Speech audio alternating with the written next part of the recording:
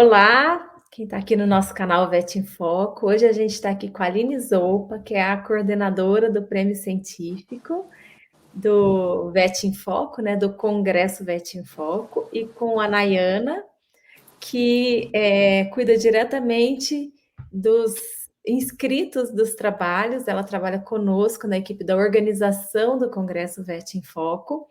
E a gente vai trazer para vocês esse vídeo falando de uma forma bem direta sobre dúvidas frequentes dos nossos participantes, tá bom? Então, nós vamos fazer um bate-bola. Nayana vai falar algumas dúvidas. Antes de mais nada, eu vou pedir para a Aline falar um pouquinho, né? A gente quer muito que vocês se inscrevam, que vocês estejam aqui com a gente. A gente faz esse prêmio para vocês. É um congresso que tem premiação em dinheiro. A gente quer o maior número de inscritos possível. A gente quer que o nosso prêmio seja lindo, né, Aline? É isso aí. Obrigada, Natália. Obrigada, Nayana. Na verdade, o Congresso, né, ele já vem aí acontecendo há alguns anos, e a ideia do prêmio sempre foi a gente poder mostrar o que as pessoas estão fazendo. A ideia de dividir em categorias é poder abranger todo mundo que tem vontade de trazer um trabalho, independente se a pessoa é um clínico autônomo e quer simplesmente falar sobre um caso que ele viu na clínica dele, ou se ele é, por exemplo, um aluno de pós-graduação e tem lá um trabalho que ele quer efetivamente encaminhar para um congresso, tá? As nossas regras, elas são, digamos assim, condensadas, então a gente não tem muitos requisitos, muitos detalhes, elas são bem claras, bem diretas, mas mesmo assim, na hora que começa a escrever, na hora que começa a querer participar, sempre vai surgir um monte de dúvida. E o que eu acho engraçado é que sempre quando eu falo com as pessoas, né, que vão nos congressos, elas falam assim: o pessoal do congresso não me respondeu, o pessoal botou lá a regra e não falou comigo. E aí, hoje, então, a ideia da Natália foi ótima, porque ela trouxe o pessoal é a Nayana, que está aqui com a gente, e que vai poder, de alguma forma, né? Claro que ela não consegue fazer isso sozinha, porque são muitas coisas, mas ela está liderando essa parte, então a gente consegue colocar o que é comum, o que ela ouviu no último congresso, né? As coisas que geralmente geram dúvidas, e que vocês vão pensar nisso só na hora que estiver escrevendo. Tá?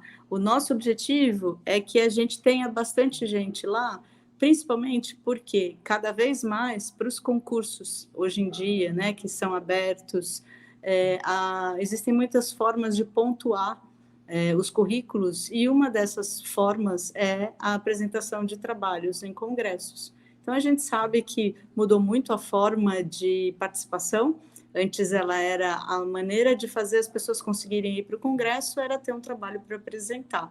Quando eu era residente, lá no século passado, eu só poderia ir para um congresso se eu tivesse um trabalho que seria apresentado, e aí eu seria liberada, né, para ir. Hoje mudou bastante isso, então às vezes a gente não dá importância a isso. Mas tem tanta gente fazendo tanta coisa legal, né? Então quando a gente vai lá e vê uns trabalhos, a gente descobre pessoas assim que estão fazendo coisas muito interessantes e que vocês não tinham nem ideia. Então, acho que o objetivo principal é esse, né? Mostrar quanta coisa boa a gente tem na nossa veterinária, né? E fazer as pessoas participarem aí do nosso projeto, que é o Prêmio Científico. Então, são todos muito bem-vindos. A gente entrevistou a semana passada duas ganhadoras do nosso prêmio da edição de 2023 e foi muito gostoso, né, Nayana, falar com elas. Foi muito legal. Elas falaram, né, sobre a experiência delas em participar do congresso, como isso está ajudando na carreira delas, né?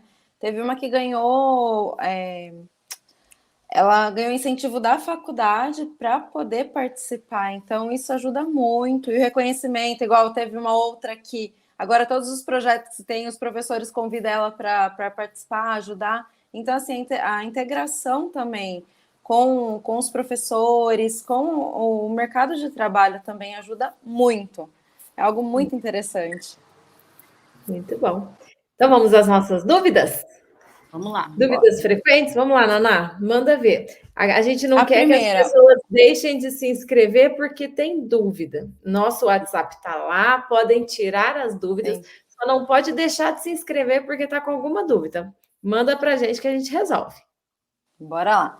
O autor precisa apresentar o trabalho, o banner e a apresentação oral?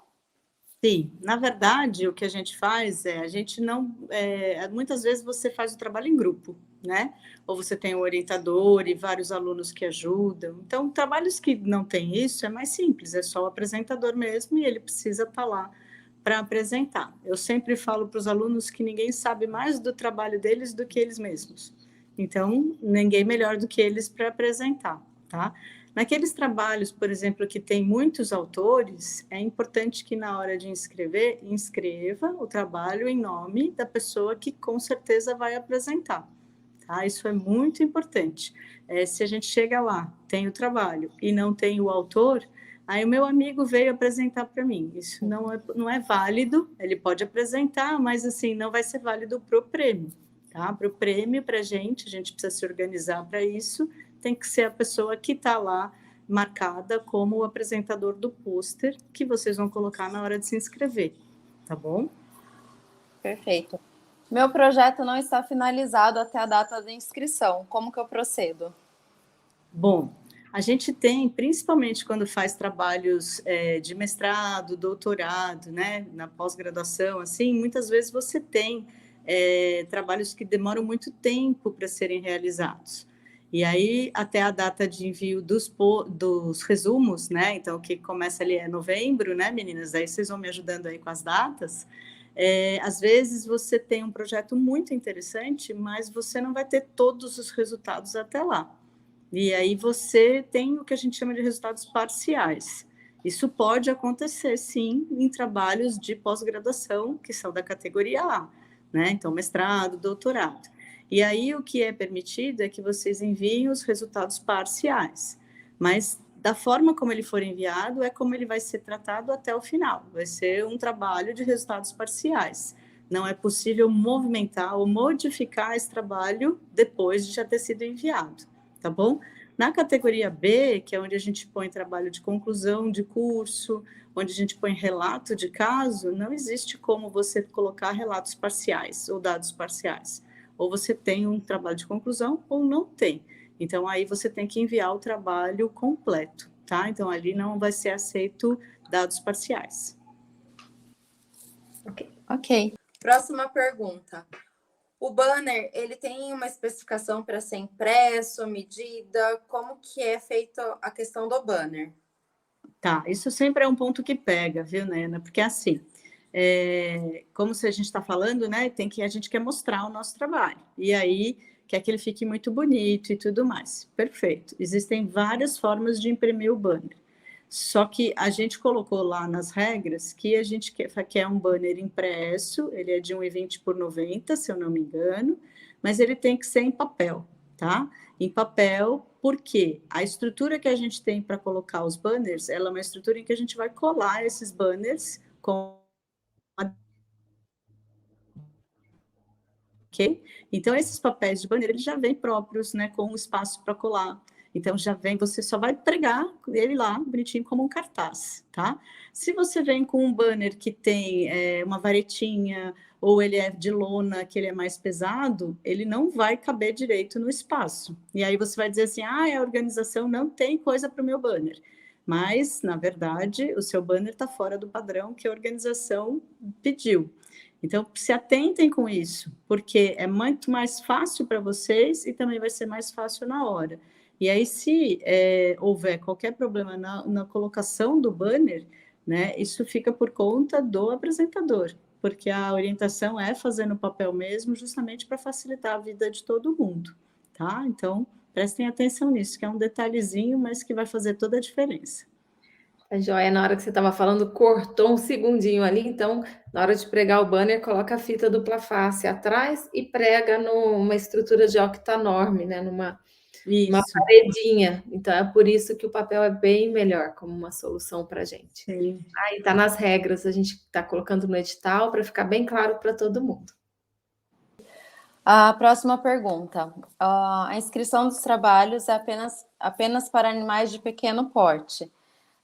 Eu posso usar outras aplicações de caso, por exemplo, de bovinos ou, sei lá, de foca, algum animal silvestre, aplicado a animais de pequeno porte ou não? É só estudos de animais de pequeno porte. Então, o Não sei se ficou objetivo... clara a pergunta. Bom, Nayana, isso aí é assim, os trabalhos todos são bem aceitos, né? Mas a gente está focando em pequenos animais, então se o trabalho ele tiver considerações feitas em outra espécie, mas que possam ser usadas em pequenos animais, ele vai ser aceito. Então, por exemplo, desenvolve uma membrana de bovino, alguma coisa nesse sentido, que vai ser utilizada na rotina, né, clínica de pequenos animais, aí a gente consegue aceitar, tá? Mas isso tem uma comissão específica que vai estar selecionando ali os trabalhos e vai estar avaliando e devolvendo para o autor se não for aceito, por que ele não está sendo aceito, tá? Mas, de maneira geral, se tiver relação com a área de pequenos, aí ele vai ser aceito, sim. Aproveitando, a parte da inscrição, ela só passa a ser obrigatória depois que o trabalho foi aprovado, né? A pessoa teria que estar inscrita no congresso para poder apresentar os trabalhos lá, tá bom? Só para reforçar, porque no ano anterior ela era antes do envio e a gente voltou, né, às origens, que ela somente faz a inscrição após o trabalho ser aprovado, ok? Perfeito. Outra pergunta. Eu preciso fazer a apresentação do pôster e a apresentação oral depois, se o pôster for aprovado? Como que é essa apresentação? Precisa de um material tipo um PowerPoint, da apresentação oral? Como que funciona essa parte? Tá. Então, a gente espera que os trabalhos todos sejam apresentados em forma de pôster. Essa é a primeira condição. Aqueles trabalhos que forem selecionados para concorrer ao prêmio, e vão ser 5 em cada categoria, tá? Então, a gente, sei lá, independente de quantos trabalhos a gente tenha, a gente vai selecionar 5 trabalhos em cada categoria, A e B. E esses trabalhos selecionados, eles devem sim ser apresentados, né? A gente tem um período ali de 2, 3 minutos de apresentação, né? Na verdade, o esquema que faz é assim: a gente tem o período de apresentação do pôster, todos os pôsteres vão estar lá e os autores junto, e muitas vezes o autor ele tem que ficar na frente do pôster, porque a comissão pode ter dúvida, ela pode querer entender o que está acontecendo. E eu digo sempre assim: você fez o trabalho com tanto cuidado, você não vai querer contar para os outros como você fez, o que foi de legal que você, né? Então, acho que isso é importante. Passada essa fase, né, a comissão vai se reunir e vai definir quais são os trabalhos que vão concorrer ao prêmio. E aí a gente passa a gente chama de roseta, né? Então, na verdade, é uma roseta que é colocada nesses trabalhos, indicando aqueles que foram selecionados para concorrer ao prêmio. Isso normalmente finaliza num dia à noite, no dia seguinte, na hora do almoço, é a apresentação dos trabalhos. Então, o que eu digo sempre, né? Porque eu sou sempre muito prevenida. Se você sabe que você quer concorrer ao prêmio e quem quer concorrer ao prêmio quer ganhar. Eu sempre penso assim.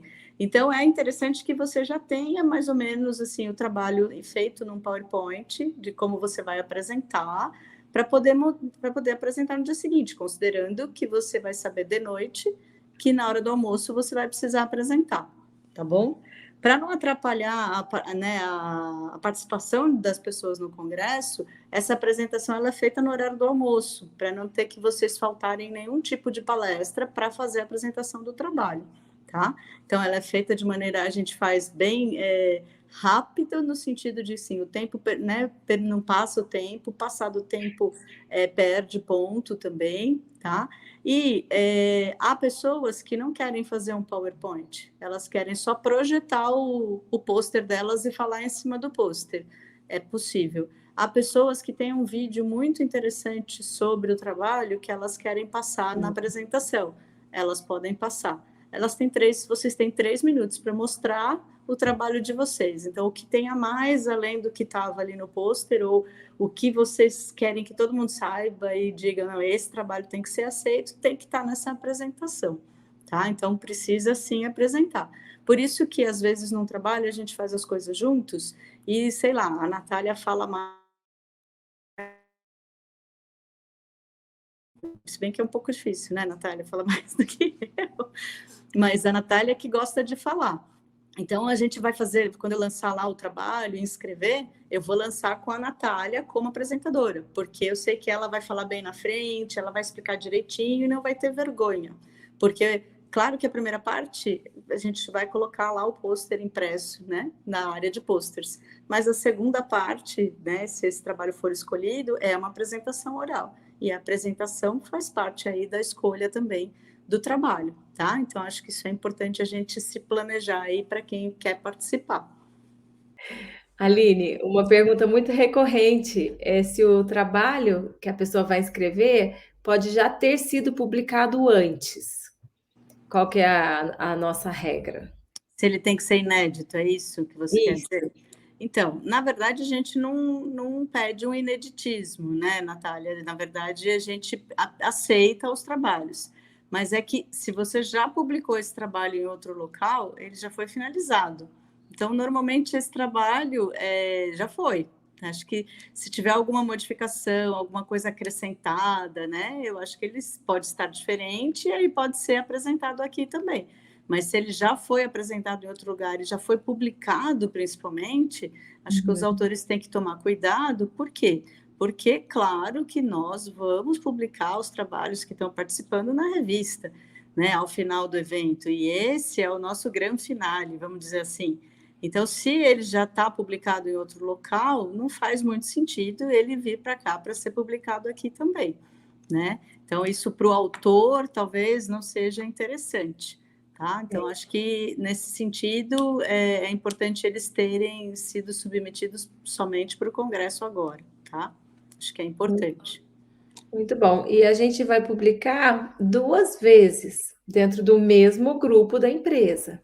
A gente vai publicar nos anais do Congresso VET em Foco e na revista Medicina Veterinária em Foco, o primeiro e o segundo lugar, porque eles estão muito bons. Passou para o departamento de jornalismo e ela também vai publicar. Mas como são empresas irmãs, aí não tem conflito, né? Aí fica bem Sim, legal.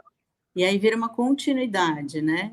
Acho que tudo bem. Agora, o problema é você pegar um trabalho, não sei, que você já publicou em outra revista e aí você traz para cá para publicar nessa também exatamente igual, né? Sem, aí não, aí a gente não vai permitir. Ótimo. Perfeito. A próxima pergunta. Tem algum formato específico de artigo? Pode ser na BNT? Normalmente, a gente usa a BNT porque é a mais conhecida, né? A regra mais conhecida, todo mundo utiliza isso, e é isso mesmo. Por exemplo, você fez um resumo, submeteu ao nosso congresso, eventualmente ele não foi aceito, vamos supor, você quer submeter a um outro congresso, geralmente está na mesma regra, a maior parte dos congressos usa essa regra, tá? Então, a BNT é o que a gente costuma utilizar. Eu até brinco, né, com os alunos da seguinte maneira: a gente faz, é impossível não fazer um efeito comparativo entre as coisas. E aí, quando você compara as coisas, e uma está toda bonitinha na regra, certinha, bem escrita, e a outra não, fica difícil, né? Você fazer esse tipo de comparação, ou fica fácil. Aí é importante a gente querer o melhor aí para o trabalho que efetivamente a gente quer levar para o final, né? Que a gente quer levar para o prêmio e tudo mais. Maravilha. Vai ter algum modelo de banner, layout, modelo de trabalho, Natália? Sim, a pedido, a gente vai deixar no site para download uma formulazinha, um arquivo de Word já com esse esqueleto, né? Mais ou menos o número de toques ali, só para facilitar mesmo a vida de quem quer se inscrever.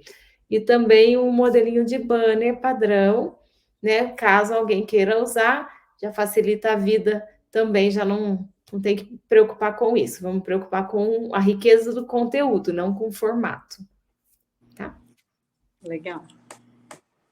Como eu faço minha inscrição e o pagamento? A inscrição é no site, entra no Congresso VET em Foco, lá no menu tem prêmio. Aí vai lá no prêmio e aí lá tem escrever trabalho ou submeter trabalho. e aí entra na tela para poder mandar o trabalho.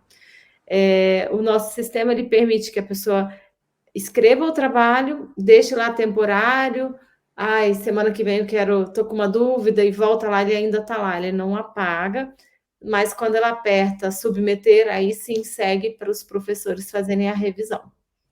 E aí o pagamento é somente depois da aprovação, da avaliação e da aprovação que chega por e-mail, que é uma outra pergunta que você já tem aí, né? Essa aprovação vai chegar por e-mail também.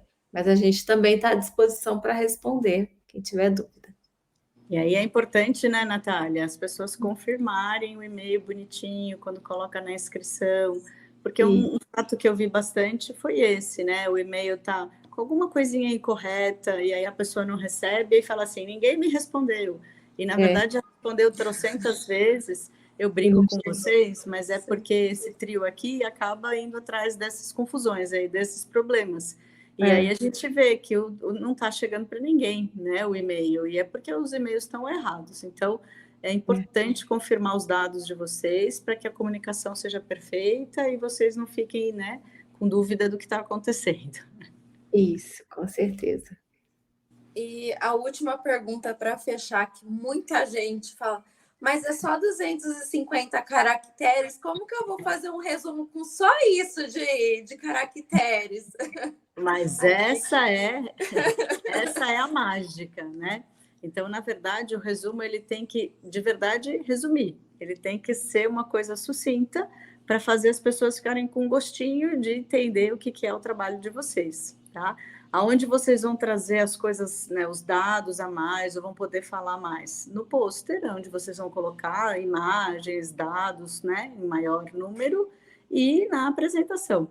Então, muitas coisas, às vezes a pessoa tem vídeo, né, que ela quer mostrar, como que eu mostro vídeo no pôster? Não dá também. Então, é esse vídeo que vai na apresentação eventual, né? É aí que a gente vai chegar. Então, eu brinco assim, se o resumo der o gostinho, todo mundo vai querer ir lá ver o que está acontecendo e ver a apresentação oral, que é justamente para tentar finalizar aí toda a apresentação do trabalho. Tá? Mas é importante que restrinja. Por quê? Porque senão a gente não consegue ler tudo, ou se um tem mais palavras do que o outro, acaba tendo mais informação, aí você pode ser imparcial. Então, como a nossa preocupação é ser bastante justo, né, com todo mundo, aí o número fixo aí de palavras é difícil para todo mundo. Então, a gente vai ter que manter assim. Então, a sua dica é fazer um resumo que dê, assim, muita vontade de conhecer o trabalho inteiro, né? Sim. E no resumo já coloca o resultado. Ele tem, explica para a gente um pouquinho a estrutura. Ele fala a introdução, conta um pouquinho, que essa parte tem também bastante perguntas. Então, assim. o resumo, normalmente o resumo, ele não tem divisão, introdução, nada. Não tem essas divisões como a gente faz num texto. Mas ele tem informações de todas as partes do texto. Então, normalmente você, quando faz um resumo, você introduz o assunto. Então, por que eu vou falar daquele assunto? Por que eu resolvi pesquisar uma doença, por exemplo, né? Aí a gente vai dizer o que foi visto, porque o que é natural, normal, que todo mundo sempre vê, a maior parte das pessoas sabe, mas pode estar ali. Mas você vai chamar atenção porque foi diferente do seu trabalho, né? Então, de repente, você vai dizer assim, não sei, mas, por exemplo, vou pensar num dos trabalhos que foi feito lá, né? Assim, o uso, né, de tal substância para tratamento de tal paciente, por exemplo.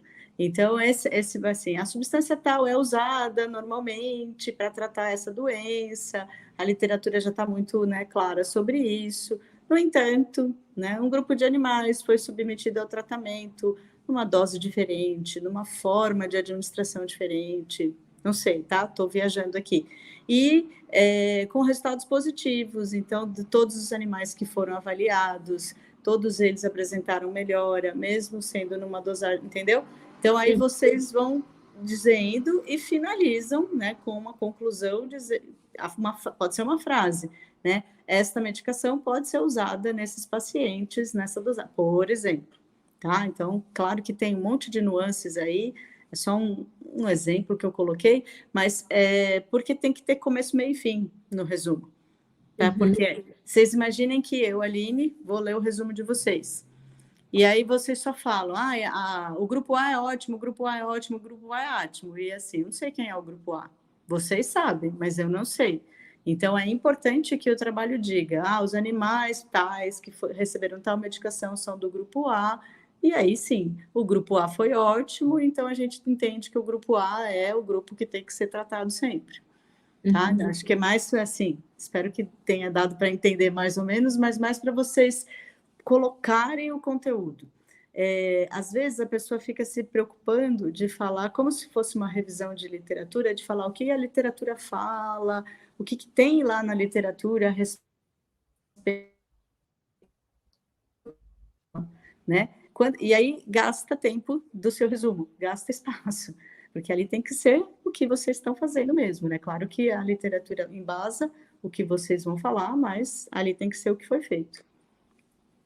Gostei. Não sei se ajuda. Bastante. Fica mais difícil ainda. Quase que você contou começo, meio e fim ali, e já encerrou.